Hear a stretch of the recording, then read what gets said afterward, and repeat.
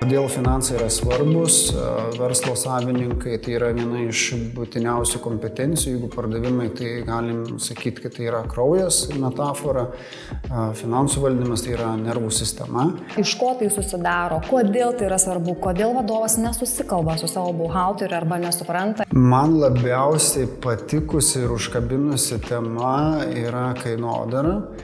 Vertės pasiūlymas ir būtent iš kainodaros perspektyvos. Skirtumai tarp valdysenos, kurią mes naudojame vadyboje, ir tos buhalterinės arba mokestinės apskaitos. Prasiauditavau savo efektyvumą, veiklos auditą padariau, kaip efektyviai valdau laiką. Labai praktiški buvo Exceliukai, formulės visos, rodiklių skaičiavimas, tai čia netgi finansininkui man buvo naudinga. Iš finansinės dalies finansinių srautų ataskaita, kurią mes dabar bandome ne tai, kad epizodiškai, kas būdavo daroma, bet iš esmės turėti sisteminį požiūrį į finansinių srautų prognozavimą, į suvokimą, kur tai galėtų ateiti ir turėti tą valdymą. Nepamiršti būtent atsitraukimo, kas buvo, žinojau šitą, bet labai epizodiškai taikiau ir naujas dalykas buvo, kad tu atsitraukimą gali daryti kasdien, kas savaitę, mažyti atsitraukimai.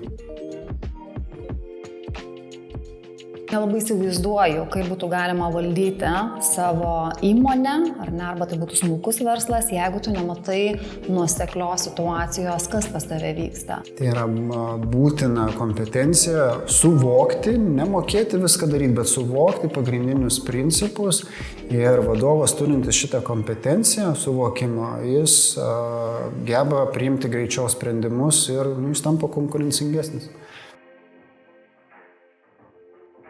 Patirtis ir pažintys, kitoniškumas, matymas verslų dirbančių visiškai kitoje srityje, kur tai, ką pats arba mūsų įmonė, mes turime daugiau prekių ir čia staiga paslaugų sektorius, kur tiek kainodara, kiti dalykai veikiasi visai iš kitos pusės. Palaikymas grupės narių, pokalbiai, diskusijos. Supratingumas, kaip galima kalbėti paprastesnė kalba, kad smulkaus verslo savininkas, vadovas suprastų, kalbėti jo kalbą, nes tikrai finansai nefinansininkui, neturinčiam finansinio išsilavinimo žmogui atrodo didelis dalykas, sudėtingas, aukštos frazės ir panašiai. Tai labai svarbu ir tą išskiriu ir pats stengiuosi kalbėti, kaip galima paprasčiau.